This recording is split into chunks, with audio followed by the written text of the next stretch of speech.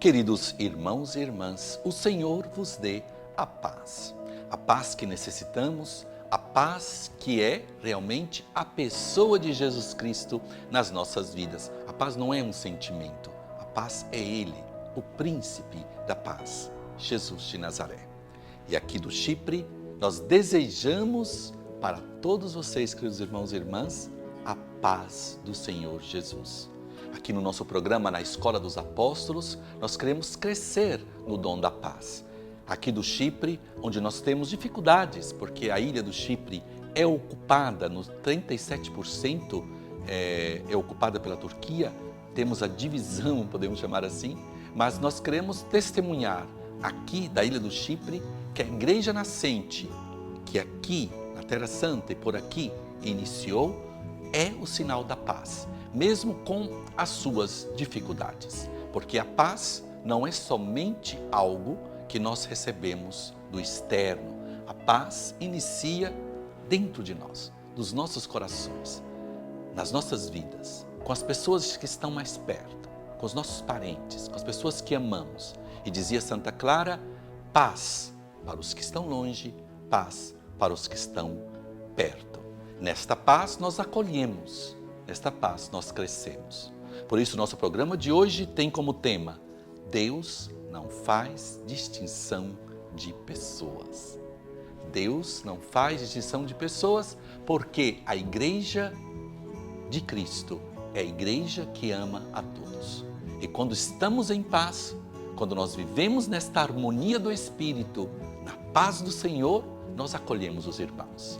Acolher os irmãos é um modo de evangelizar, porque a evangelização é amar aqueles que nós pregamos o Evangelho, é doarmos para as nossas comunidades. E assim a igreja se torna realmente igreja viva, pedras vivas do reino do Senhor. Crescendo na Escola dos Apóstolos, vamos aprender a sermos discípulos de Jesus.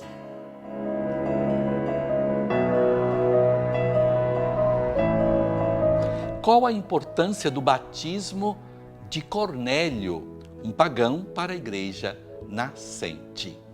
Então aqui chamamos Cornélio de pagão, que era não judeu, podemos dizer assim, porque alguém que não entende e pensa que usa essa palavra é uma palavra não tanto positiva, né, no nosso mundo hoje cristão.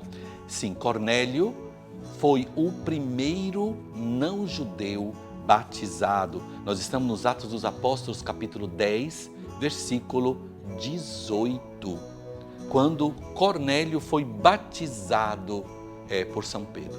É interessante porque o exemplo de Cornélio em Cesareia Marítima, na Terra Santa, se torna um argumento, quer dizer, uma questão no Concílio de Jerusalém. A igreja tem concílios e o Concílio de Jerusalém estava discutindo. Eram os apóstolos que discutiam. Dentro da igreja de Jesus Cristo, são todos judeus ou podem ter outros não judeus? E se um que não é judeu entra e sente o chamado e quer ser cristão e quer ser batizado, ele primeiro tem que ser judeu, quer dizer, tem que fazer a circuncisão, aceitar a lei hebraica, depois se tornar cristão? Então era uma discussão na Igreja Nascente. E alguns diziam, não, somente entre nós. Jesus é judeu, Nossa Senhora é judia, nós somos todos judeus. O Evangelho é para os judeus. Nós temos que pregar somente aqui na nossa comunidade.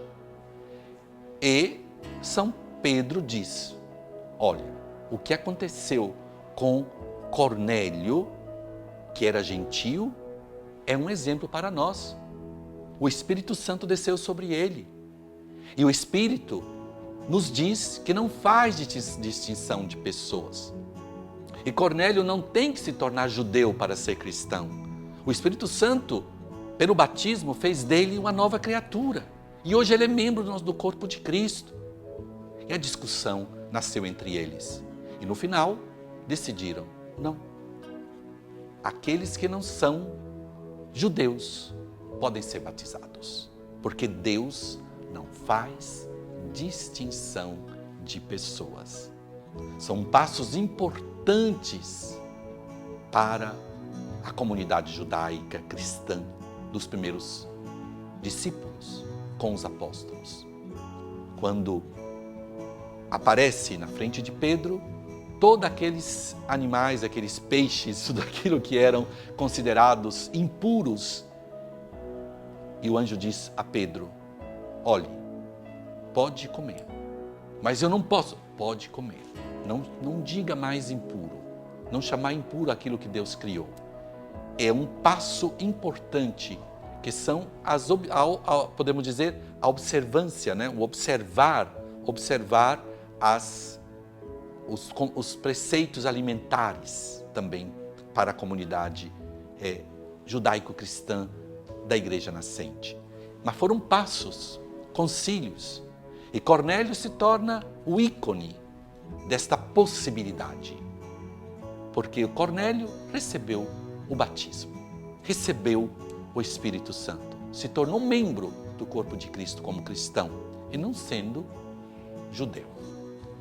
A igreja não é e nunca deve ser somente um grupo de privilegiados. Ide em todo o mundo. A igreja realmente não faz distinção de pessoas.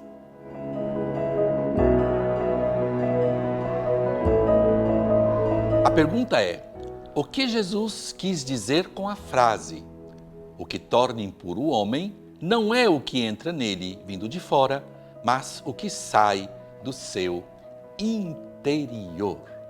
Então vamos lá, uma discussão enorme, uma discussão importante, mas um pouco polêmica em alguns momentos. Vamos então entender. De acordo com o kosher, os judeus, nos preceitos alimentares, eles têm o kosher. Até hoje, observado em Israel, com todo respeito por eles, existe o kosher. O kosher vem autorizado pelos rabinos, o que pode e o que não pode. O que pode comer e o que não pode comer. Como, em qual modo vem preparado. Por isso, os judeus observantes, aqueles judeus que são chamados ortodoxos, os judeus observantes da lei, sempre olham se tem o certificado kosher para comer. Tanto quando viajam, quem já fez a experiência no avião, alguns judeus observantes não comem aquilo que o avião oferece nas companhias aéreas, mas eles abrem a própria marmitinha, né, e está ali a comida kosher deles. Um exemplo, só para que vocês possam entender, né? Animais ruminantes que têm o casco dividido em duas partes, quer dizer, vaca, bezerro, ovelha, cabra, são permitidos. Coelho, porco, camelo ou cavalo são proibidos, não? Como répteis e insetos. Então aí continuam uma lista enorme do que pode e que não pode. Tipo de peixes com escamas ou aqueles sem escamas. E tem todos os preceitos alimentares. E esses preceitos alimentares faziam sim que os judeus se tornassem muito, não digo escravos, mas condicionados por esses preceitos alimentares. E Jesus, então, na sua palavra, ele diz, olha, ele entrou em dificuldades com os fariseus, porque ele disse, olha, não é aquilo que come, não aquilo que entra, mas aquilo que sai, quer dizer, juízos, palavras de juízo, as palavras de julgamento, palavras que ferem, palavras que não sejam verdades, quer dizer, mentiras, calúnias. Isto sim que faz com que o homem se torne impuro, mas não que ele come. Não é assim. E Jesus continua as suas explicações quando ele diz para os discípulos, quando vocês forem pelo mundo, vocês entram de casa em casa, não levem nada com vocês, não levem bolsa. Está falando para um judeu que ele tem que ir no meio dos gentios e dos pagãos sem levar a comida própria. Hoje entendemos, o judeu observante, quando ele vai e viaja para a Europa, ele leva a comida para cozinhar, ele vai procurar de ter a comida, porque não pode comer coisas que são impuras. Então Jesus diz, no modo de ser missionário, come aquilo que for oferecido. Então Jesus diz, quando vocês chegarem no lugar, vocês entram, o que oferecerem vocês devem comer. Então é um modo de evangelização que nos ensina Jesus, onde não tem restrição alimentares. Por isso é o passo do cristianismo. Com todo respeito pelos nossos irmãos judeus, o cristianismo não tem restrições alimentares, porque vivemos nessa liberdade dos filhos de Deus. E na evangelização, o importante é a palavra que chega, o importante é o acolhimento, o importante é a conversão é do coração. Aí vocês, então nós católicos, não, nós temos o jejum, temos a abstinência, temos, sim, fazemos as nossas práticas e são importantes o jejum. O jejum é uma grande força para aqueles que não superaram 65 anos, as crianças pequenas, mas nós todos somos chamados a jejuar. Temos um outro modo podemos dizer, de restrição alimentar e acreditamos também que o jejum pode nos ajudar a rezar, mas não na seleção de alimentos e não nos separando dos outros irmãos. Santa Clara dizia, eu vou fazer jejum de comida, de pão, para sentir fome de Deus. Então é toda uma dimensão do jejum para amar. Eu sempre peço realmente, pessoas que pensam que o jejum é mais importante do que viver o Evangelho. Então, o jejum nos ajuda a viver o Evangelho. Mas muitos irmãos dizem, eu jejuo, mas continuo falando muito mal das pessoas. Então eu continuo brigando, eu continuo não vivendo em comunhão. Então para nós o jejum é uma forma extraordinária para nós cristãos, com a origem que nós temos também do povo hebraico, de vivermos em modo concreto o sentir a necessidade de Deus para vivermos o amor. Por isso, no diálogo, nós podemos realmente crescermos no nosso amor por Jesus.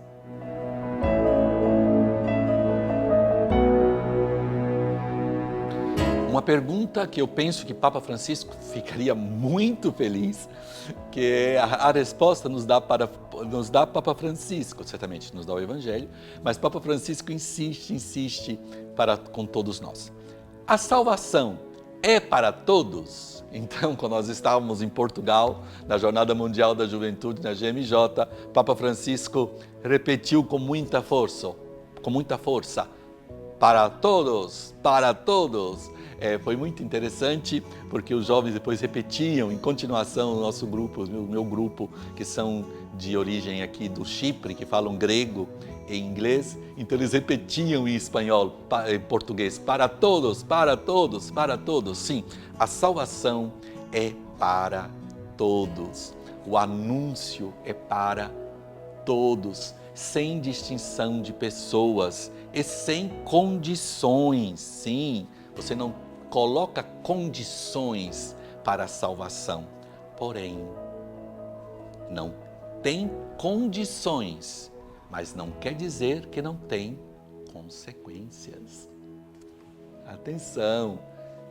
Quando nós abraçamos, quando nós acolhemos a palavra de Deus, é verdade que Ele nos ama com amor incondicionado. Ele não pede nada, mas não quer dizer que não tenha consequências. A consequência é a conversão, é a metanoia. Para todos, mas sem metanoia, sem conversão, o anúncio não foi realmente acolhido. Quer dizer, no acolher Jesus, eu tenho que lutar contra o pecado mortal. Eu tenho que lutar contra os meus defeitos.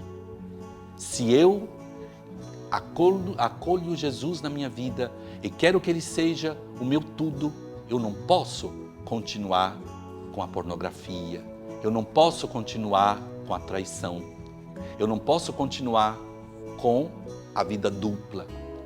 Deus, é uma frase que eu gosto muito, eu falei em alguns retiros que eu preguei, algumas pessoas ficaram alguns padres ficaram impressionados, né?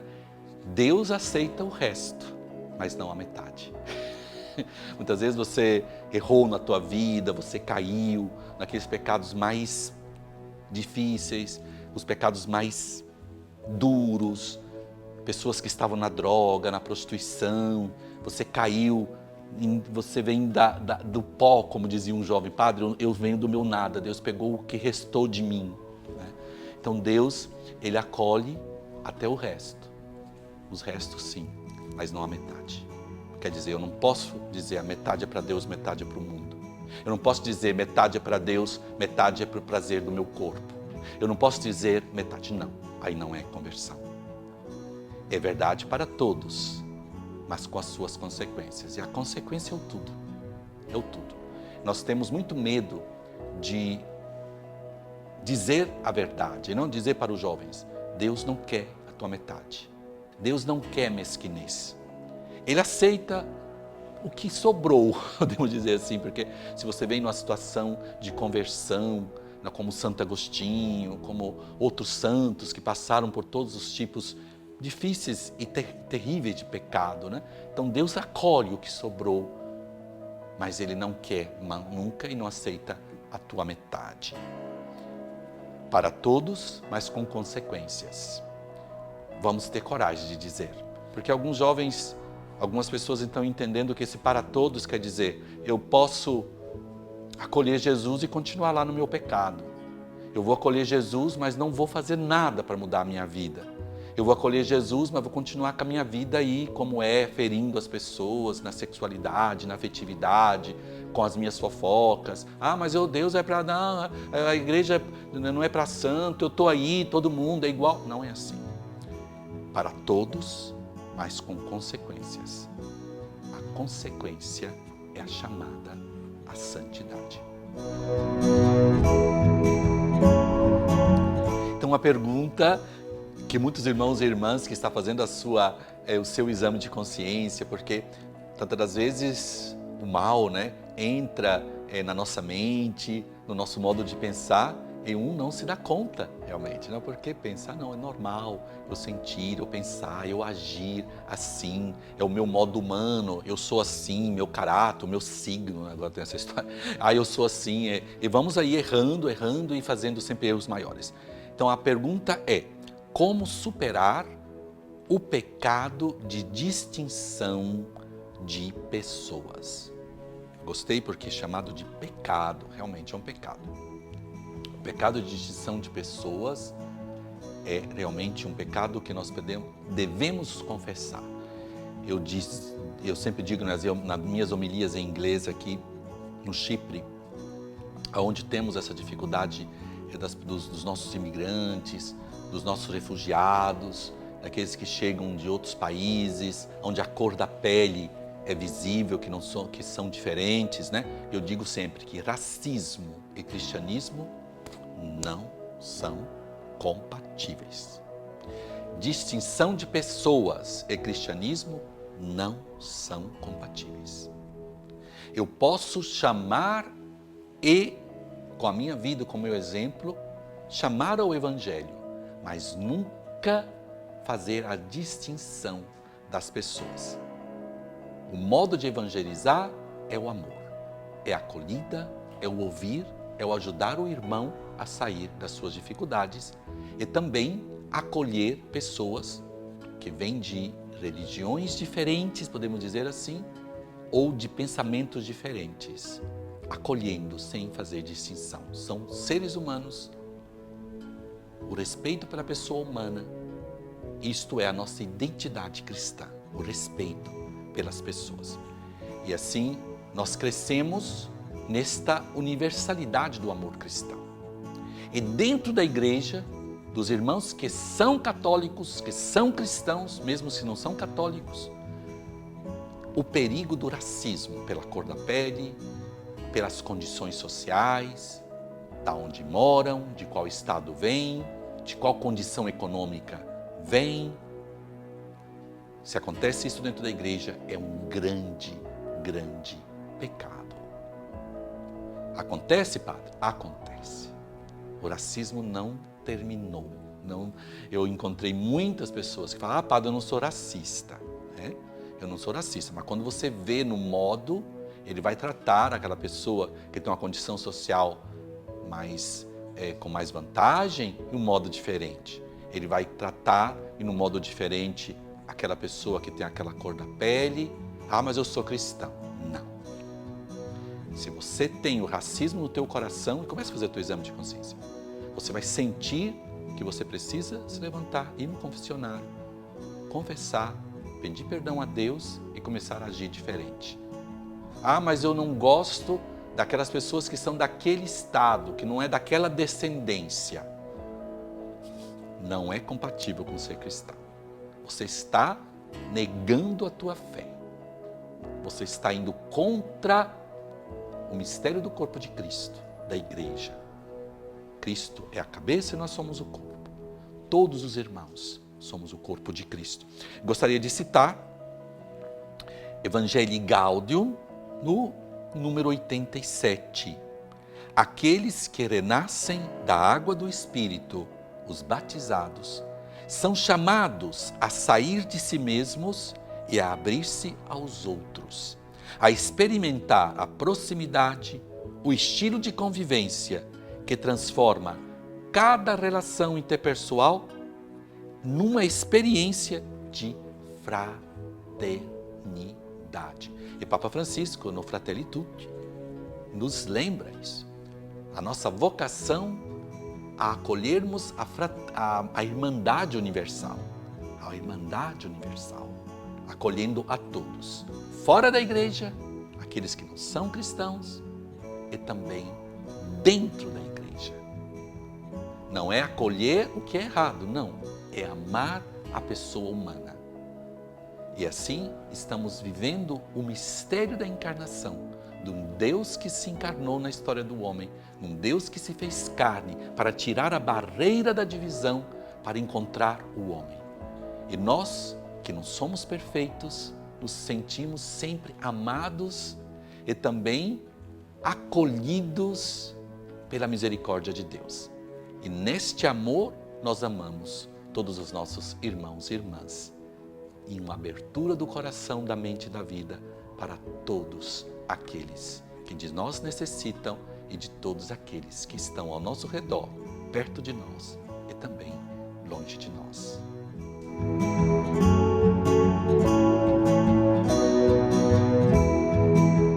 Crescendo nessa escola dos apóstolos, crescendo aqui com São Paulo e São Barnabé, crescendo com a palavra de Deus. Estamos todos, eu sou o primeiro discípulo de Jesus. Quando perguntaram para mim qual é o teu estilo de ser bispo, de ser discípulo. Discípulo de Jesus na vida religiosa franciscana, no sacerdócio, no presbiterato. Agora eu continuo discípulo, mesmo com o dom de ensinar como bispo, mas sou discípulo de Jesus. E somos todos discípulos. Vamos rezar com o Atos dos Apóstolos, capítulo 10, versículos 34 e 35. E abrindo Pedro a boca, disse: reconheço por verdade que Deus não faz exceção de pessoas, mas que lhe é agradável aquele que em qualquer nação o teme e faz o que é justo. Vamos lembrando os irmãos e irmãs que escreveram para o nosso programa. Querido Padre Bruno, sou Diogo Oliveira Ferreira. Peço pela saúde das minhas tias e do meu pai. Peço ainda a graça de passar no concurso público.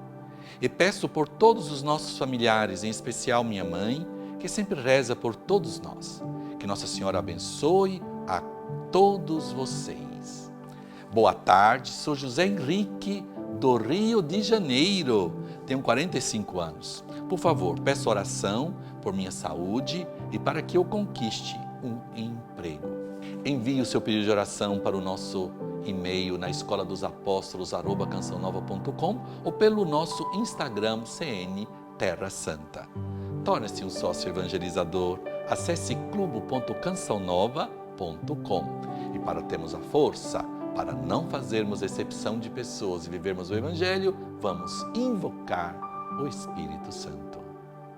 Vinde, Espírito Criador, a nossa alma visitai e enchei os corações com vossos dons celestiais. Vós sois chamado intercessor de Deus excelso, dom sem par, a fonte viva, o fogo, o amor, a unção divina e salutar. Sois o doador dos 7 dons e sois poder na mão do Pai. Por Ele prometido a nós, por nós seus feitos proclamai. A nossa mente iluminai, os corações enchei de amor, nossa fraqueza encorajai, qual força eterna e protetor. Nosso inimigo repeli e concedei-nos a vossa paz, se pela graça nos guiais, o mal deixamos para trás. Ao Pai e ao Filho Salvador, por vós possamos conhecer que procedeis do seu amor, fazei-nos sempre firmes crer. Amém. O Senhor esteja convosco, vos abençoe Deus Todo-Poderoso, que é Pai, Filho e Espírito Santo. Amém. E esperamos todos vocês na próxima semana, aqui no nosso programa, na Escola dos Apóstolos, com São Paulo e São Barnabé, que nos ajudam a crescer na fé.